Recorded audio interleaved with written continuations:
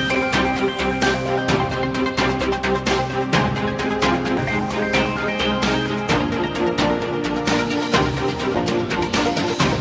Jungle. मैं लगातार कह रहा हूं कि हड़ताल को न्याय हित में अविलंब वापस लेने की ज़रूरत है। भी उकसावे पर हो, जो घटना न्यायालय कक्ष में मेरे साथ घटी वो दुर्भाग्यपूर्ण है। नमस्कार। इस वक्त हमारे साथ हैं खगड़िया कोर्ट के अधिवक्ता प्रणेश कुमार जी, जो विधिक संघ के मेंबर भी हैं। करीबन 17 दिन से खगड़िया के कोर्ट परिसर में हड़ताल, अधिवक्ता के द्वारा हड़ताल जारी है, अभी भी कंटिन्यू चल ही रही है। इस हड़ताल में देखा गया है कि वकीलों के दो गुट बन चुके हैं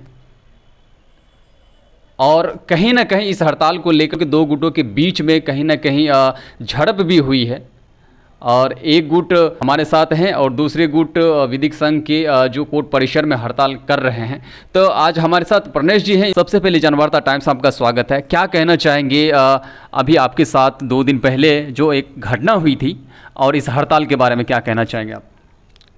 सबसे पहले तो आपका धन्यवाद, और आपका चैनल मेरी नज़र में पहला चैनल है जो मेरा इंटरव्यू लगातार प्रसारित कर रहा है। जहाँ तक हड़ताल और घटना के संबंध में आप जानकारी चाहते हैं, तो हड़ताल के संबंध में तो मैं लगातार बोल रहा हूँ कि ये हड़ताल गैर ज़रूरी है और कहीं से भी इसका कहीं कोई औचित्य नहीं है। और मैं लगातार कह रहा हूं कि हड़ताल को न्याय हित में अविलंब वापस लेने की ज़रूरत है। और जो घटना घटी वो घटना बहुत ही दुखद घटना है, और कानून का पेशा करने वाले से अपेक्षा की जाती है कि कानून के दायरे में रह कर के कोई बात हो। लेकिन जिसके भी उकसावे पर हो, जो घटना न्यायालय कक्ष में मेरे साथ घटी वो दुर्भाग्यपूर्ण है। मैं जब अपने केस की पैरवी कर रहा था, अपना पक्ष रख रहा था, इसी क्रम में जो हड़ताल कर रहे हमारे मित्र हैं और उनके जो सहयोगी थे वो न्यायालय कक्ष में ही आकर के अशोभनीय एक दृश्य उत्पन्न किया जो कि बहुत ही दुखद है। और एक बात तो यह उस घटना से स्पष्ट होती है कि माननीय सर्वोच्च न्यायालय जो लगातार इस बात का निर्देश दे रही है कि न्यायालय परिसर को सुरक्षित किया जाए, वो कहीं न कहीं उस घटना से जो माननीय उच्च न्यायालय की समझ है वो पुष्ट होती है। इसलिए कि जिस तरह से घटना घटी वो घटना किसी के साथ भी इससे बड़ी घटना घट सकती है। न्यायालय कक्ष में लोग किसी को के साथ बड़ी घटना को अंजाम देकर के भाग सकते हैं। और इस घटना से यह कहने में मुझे कोई परेशानी नहीं है कि हमारा खगड़िया न्यायालय का जो परिसर है वो असुरक्षित है। जब वहाँ अधिवक्ताओं के ऊपर हमले हो सकते हैं न्यायालय कक्ष में, तो किसी के ऊपर भी कोई भी घटना घट सकती है। मैं लगातार हड़ताल से अपने आप को अलग रखे हुआ हूँ और इस पर मैं लोगों को कहता हूँ कि जिन मुद्दों पर हड़ताल किया जा रहा है वो मुद्दा ही कन्विंसिंग नहीं है और हड़ताल हमारा अंतिम हथियार होता है। अगर संघ के साथियों को हड़ताल जैसे मैंने कोई अपना मांग को मानना है, रखना है, तो उसके लिए और भी तरीके हैं। यह हथियार जो हड़ताल का जो हथियार है उसका बहुत सोच समझ के इस्तेमाल होना चाहिए। एक तो मेरा ये मानना है। दूसरा मेरा मानना है कि न्यायालय पर अनावश्यक हड़ताल करके एक दबाव बनाने का जो ये हथकंडा अपनाया गया है वो सही नहीं है।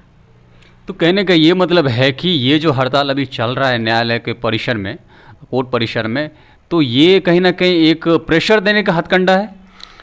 निश्चित रूप से। और मुझे यह कहने में कोई संकोच नहीं है कि हमारा विधिज्ञ संघ वो प्रबुद्ध जनों का संघ है और वहाँ अच्छे अच्छे विद्वान अधिवक्ता हैं और जो कि संघ से जुड़े हुए हैं और उनका मनः स्थिति भी है कि ये हड़ताल समाप्त हो। वो भी आपस में चर्चा करते हैं कि कैसे इस हड़ताल को समाप्त कराया जाए। लेकिन संघ में जो एक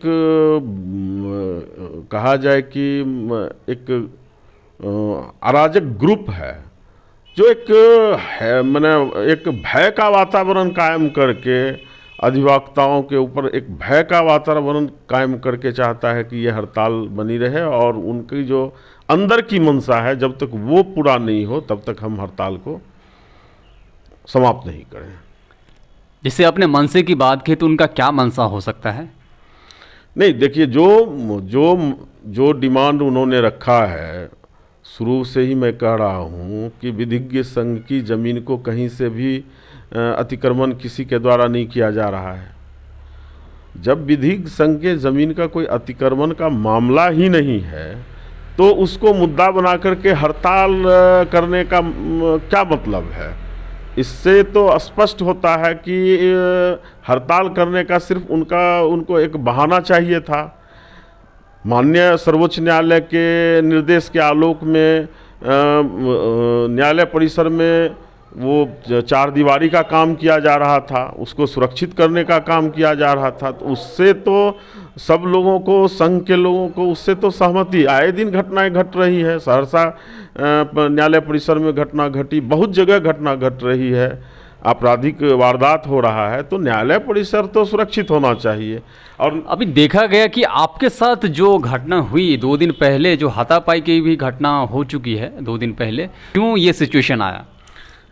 देखिए, आप देख रहे हैं कि देश के अंदर जो जनवाद है या जो देश के अंदर जनतांत्रिक मूल्य है उस पर लगातार किसी न किसी रूप पर हमले हो रहे हैं। और विधिज्ञ संघ में निश्चित रूप से खगड़िया विधिज्ञ संघ का जो जनवादी स्वरूप है, जो उसका जनवादी वसूल है, जनतांत्रिक मूल्य है, वो कहीं न कहीं खंडित हो रहा है। और उसी का परिणाम है कि कुछ जो अराजक टाइप के लोग हैं वो लगातार अपने विचारों को ज़बरदस्ती अधिवक्ताओं पर भय का वातावरण कायम करके थोपना चाहते हैं। और इसी को हम लोग फांसीवाद कहते हैं।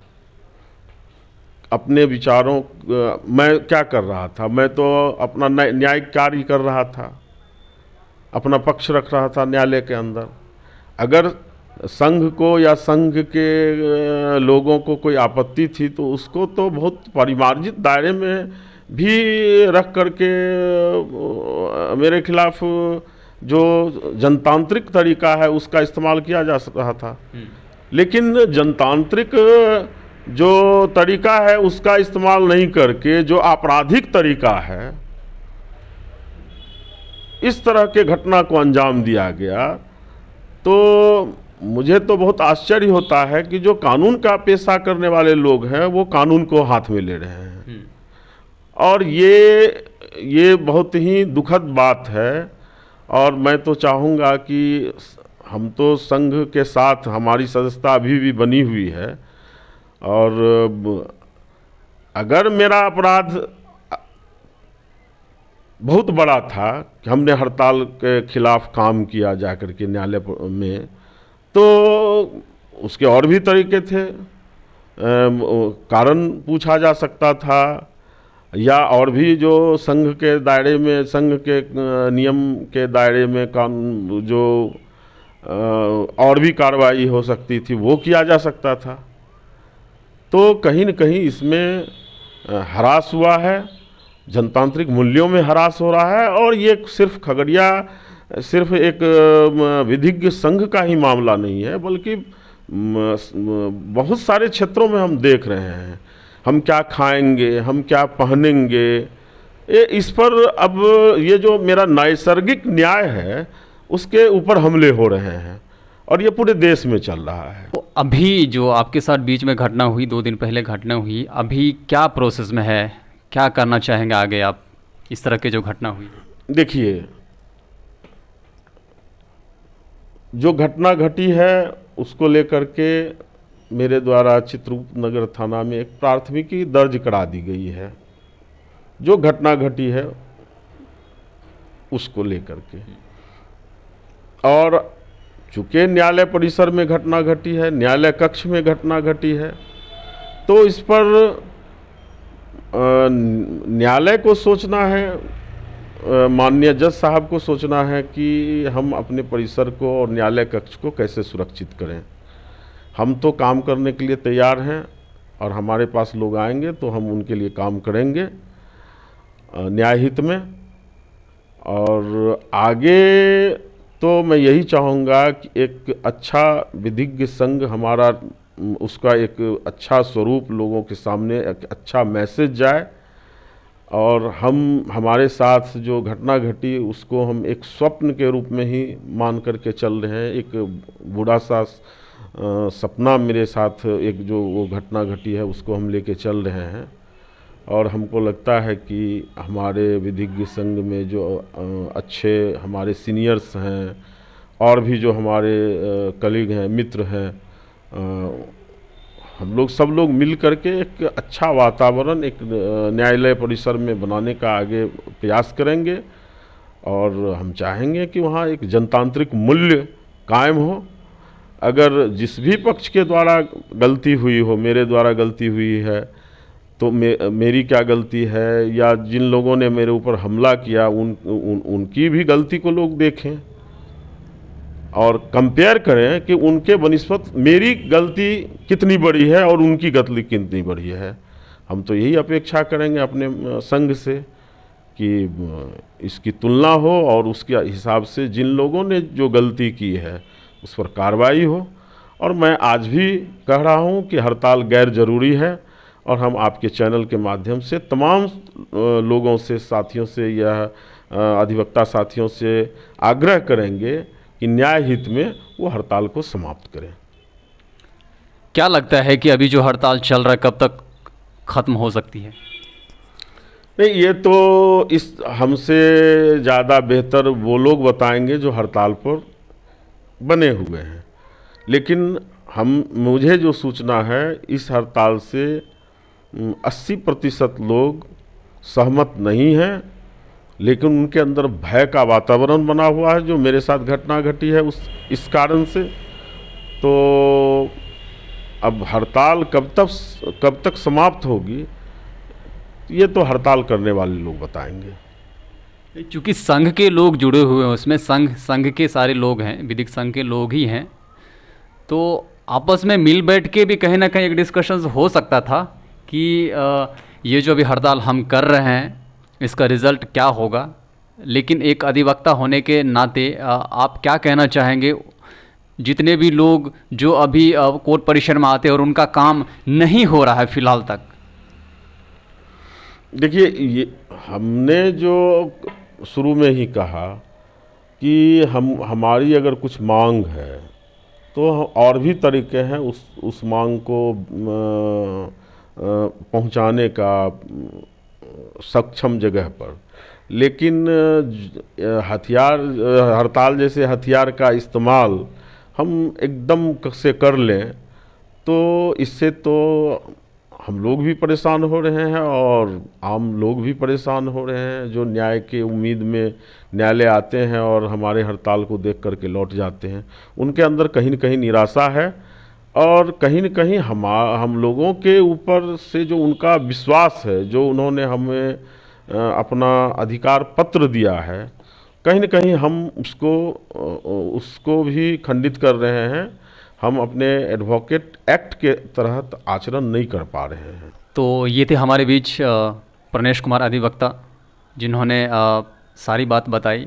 अब देखना आगे कि ये हड़ताल कब तक चलेगा और कब तक ये हड़ताल ख़त्म होने के चांसेस हैं। फ़िलहाल बने रहिए हमारे चैनल पे। मैं आनंद राज, जनवार्ता टाइम्स से।